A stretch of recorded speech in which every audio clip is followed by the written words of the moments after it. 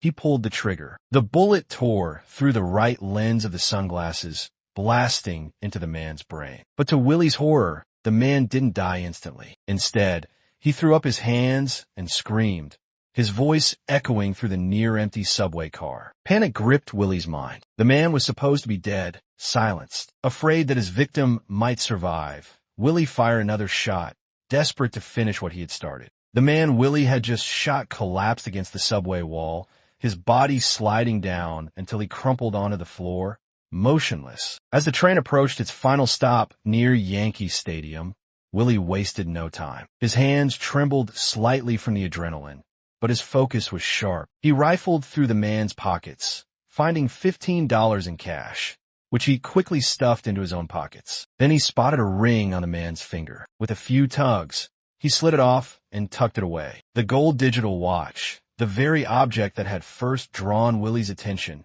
now felt like a prize. It glittered in his hand, a trophy of his ruthlessness. Without looking back, Willie exited the train and made his way home. On his journey, he sold the ring to a dealer for $20, pocketing the cash with the same cold detachment he had shown when pulling the trigger. To him, the man's life had been worth nothing more than a few dollars. The shooting victim was later identified as No Perez, a 44-year-old hospital worker who lived alone. The newspapers reported the incident as a random act of violence, another senseless killing in a city growing increasingly numb to brutality. With no witnesses and no apparent motive,